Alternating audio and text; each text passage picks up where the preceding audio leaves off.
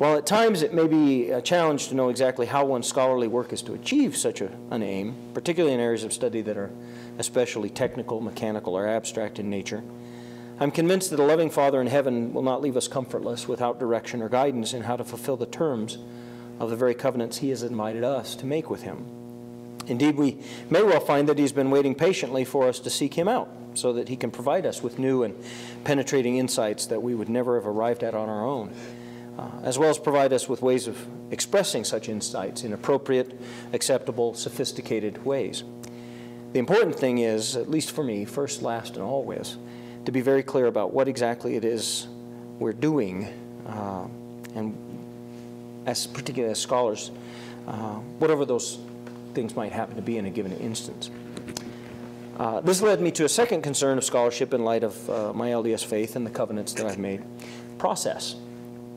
For many in the scholarly world, the process of scholarship is typically seen to be essentially either a matter of making the precise empirical measurements that are demanded by the canons of methodological or experimental rigor, or the careful application of the reasoned intellect to some knotty problem of history or logic or literature or what have you. For me as a Latter-day Saint, however, scholarship is always more than just that. We've been enjoined by the Lord on more than one occasion in sacred writ to seek learning, even by study and by faith. What I take this injunction to mean, at least in part, is that we are to seek out the Lord and rely on his guidance and inspiration as we go about our scholarly endeavors, to partner with the Lord in a very real union of God and man as we seek understanding in our various disciplines and areas of research, interest, or practice. Indeed, I take this injunction to imply that genuine learning comes about through this union of study and faith, and this union of heart and mind, and God and man. Clearly, a process of scholarship and vision in this way is one in which more is required of us as scholars than simply the occasional prayer for a little extra divine help when the intellectual going gets tough or the philosophical puzzles seem impossible to solve on our own. I believe that our covenants as Latter-day Saints require that we take our commitment to an engagement with the Lord every bit as seriously as our commitments to an engagement in our disciplines and their traditions of scholarship, and that we do so, again, at all times and in all things and in all places. Now, any discussion of the process of scholarship will, I believe, be incomplete without a concomitant discussion of the content of scholarship. After all, while we might be able to disentangle the matters of process from matters of content in the abstract for analytic or for pedagogical purposes, it's nonetheless the case that in very important and fundamental ways, process and content cannot be meaningfully separated. However, I wish to be clear that, at least for the purpose of the remarks I'm making here today, in speaking of content, I do not mean the particular content areas of our various disciplines and subdisciplines. I also do not intend to delve into the question of the content of the natural sciences versus the humanities or the social sciences as a way of discussing the relative ease or difficulty of getting spirituality into this or that course that might be offered in this or that college on the campus. I readily admit that such issues and such questions are important. They're worthy of our consideration, our careful and sustained attention. What I wish to speak about in this notion of content is the underlying assumptions of our disciplines.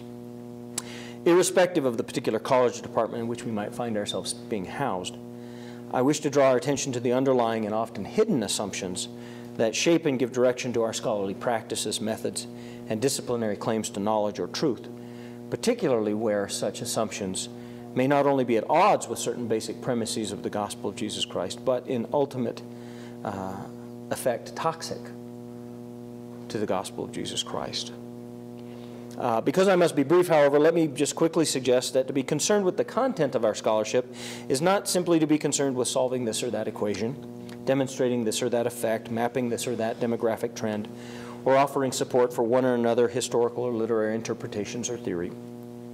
Rather, it is at the same time, it's not to not be concerned about those things, but at the same time to be concerned with the founding assumptions of our disciplines and their prevailing theories, methods, practices, and worldviews that have given rise to those sorts of things, and to be willing to engage in serious and critical scrutiny of those assumptions in light of the often competing assumptions of the gospel of Jesus Christ.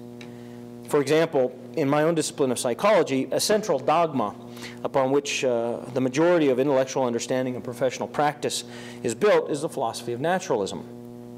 This grounding philosophical commitment to naturalism has consistently guided my discipline in its deliberations about about and formulations of research methods, strategies of data interpretation, personality and motivational theories, and clinical practice. As I and a lot of others have argued elsewhere, concomitant with its adoption of naturalism as a philosophical foundation, contemporary psychology, in the mainstream of its theories and practices, has also endorsed forms of explanation that actively deny the reality of human agency, rely solely on hedonism to account for motivation, invoke biological reductionism to account for emotion, reason, and meaningful intention, champion thoroughgoing moral relativisms, and render the central claims of religion as nothing more than the byproduct of unconscious psychological need, and thus such claims are rendered suspect, if not impotent. One cannot, I submit, genuinely stand as a witness of God in one's scholarship and let such assumptions pass without serious and sustained critical examination or challenge. In closing, let me mention one last area of concern that should be of vital importance to the Latter-day Saint scholar. At least it has been to me. I guess I should call it. To me, this has seemed very important, and that's quality. Right? If we're to make some manner of difference in the world of scholarship as witnesses of God, if our covenant is to have any visible effect in the manner of our intellectual work and service in the larger communities of which we are part, then I think our scholarship must be of the highest quality and most careful sophistication. It must be work worthy of the Father who has called us to do such work, who sustains us in such work, and who has blessed us with the talents and abilities as well as the opportunities to engage in such work. As a means of actualizing covenant, our scholarship must be an act of sacred consecration, a selfless gift on the altar to the God who made us and invites us to his service. Such a gift must not be shabby or slipshod or the product of ethically suspect shortcuts. It must be pure and the best we have to offer. While the quality of such work, though likely to shine and bring recognition even in the controversy it may sometimes spark, the purpose of this scholarship is never simply in the furtherance of career ambitions. Rather, covenantal scholarship is yet one more way of witnessing not only of God, but as I understand it, to God, of our willingness to follow his commandments, and to witness to God that we're humbled by and grateful for his loving sacrifices on our behalf.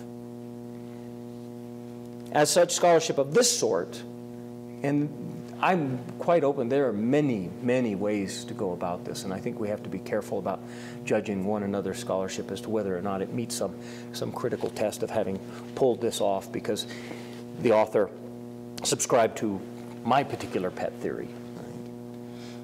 But I think it's very important that we take this vision of scholarship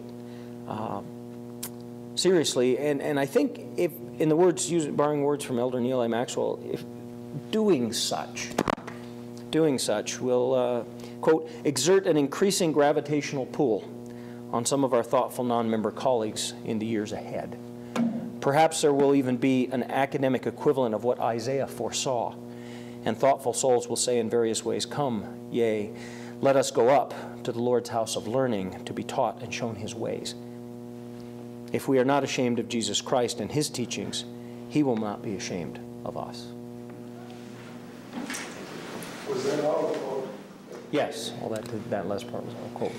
From a wonderful talk that Elder Maxwell gave a number of years ago called Some Thoughts on the Gospel and the Behavioral Sciences. Let's get a copy of that too. Yeah. Comments, questions? So just my observation of listening to everybody and comparing different perspectives. This could be a false characterization, but so it seems like if we're talking about how to be a Christian scholar or whatever, and how that should actually, like, to what extent it should make it into your ideas, George is kind of saying you can be a Christian scholar and get lots of different valid ideas. And Rick didn't really talk a whole lot about how it actually like you talked about how it has influenced you as a person and your motivation is not so much like how it actually gets into your ideas. And Paul, to some extent, talked about how it inspires his ideas, but he wants to maybe have the ideas stand on their own and wants to get away from a missionary work kind of approach to scholarship. So Ed was the only one who talked the most about making Christian scholarship how the impact it has on the actual ideas. So it seems like, I'm just wondering, so the question is, it seems like there's two competing things or two questions. One is, to what extent is there maybe a moral or we call it an evaluative dimension of being a better Christian scholar versus not as good Christian scholar? Rather, so I agree that maybe that person's email to you, Paul, wasn't tactful, but there's maybe an element of truth in there that in the sense of there are some things that like Christian disciples, a better Christian disciple can do at Christmas versus not. So I think it just seems like there's a sense to which maybe just Christian scholarship period is, and some of these other ways of going about it are a little relativistic in the sense that it's just, okay, we're Christians, we're scholars, just do whatever you want, versus is there like something we're shooting for as far as how well we can be a Christian scholar? I don't know if that makes sense. We want to be tactful about it, but don't we actually want to like promote a certain level of integration here, or isn't there like a better or worse way of being a Christian scholar? I don't know. Does that make sense? Well, I think that we have better, and I mean we have standards of scholarship that are very clear on that, and we also I think have standards in the church about how to define what a Christian means. And this goes back to I think it's Joe your question. I mean I think we can come up with a list, a gospel. I mean I think President Uchtdorf talked about he wishes that Mormons were known for love, right, and service, I assume. We can look for scriptural comments from King Benjamin and from the New Testament that answer that question in a gospel sense, and like I say, we have answers in the scholarly angle. And I think it's up to, I think the problem is if we try to define too strictly what a Christian scholar means exactly in terms of these standards you're looking for, my argument is that we may end up eliminating all kinds of really fruitful possibilities. And I think it's the diversity of what we do. I mean, as soon as you start listening to another, one of the things in the Jacobsen book I love was I can't remember who said it, was, Christian scholars should be interdisciplinary. I mean, I think if nothing else, even if our scholarship isn't interdisciplinary, we should be aware of those disciplinary differences as much as we can. We should be in dialogue with each other. Because when you start hearing how it works for Ed in psychology versus how it works for me in humanities, or how the disciplinary assumptions are in the biological sciences, my formula doesn't translate necessarily. Maybe it does, maybe it doesn't, or it needs some adjustment. So I think we just have to be, I just wouldn't want a really rigid definition of that. I think I like the fact that, and that sort of has always felt to me how BYU functions. We want you to be temple worthy, and we want you to be good scholars. Go for it, and we're not going to tell you exactly how you end up defining that combination of being a Christian and a scholar. But when we do see that happening, we can point to successful models and say, this is where we see the energy working. And in all cases, I can't imagine that you would ever compromise on either of those two standards of scholarship, the secular one in the scholarly field you're in, or the Christian one that's a part of being a member of the LDS faith. But you might end up with a myriad of kinds of scholarship that come out of that. Any others on the panel want to comment? I just echo a lot of things that George just said. I think that a rigid definition or a set of tenets that you have to sign off on to qualify as a Christian doing Christian scholarship is problematic. I don't think it should be infinitely elastic, but I would be opposed to that. For example, I would be, for the same reason that I'm opposed in a lot of the academic circles that I travel in, the very rigid definition of what counts as real science and what doesn't. And if you don't match up to this, then it's not real science. And I chafe under that. I think I would chafe under the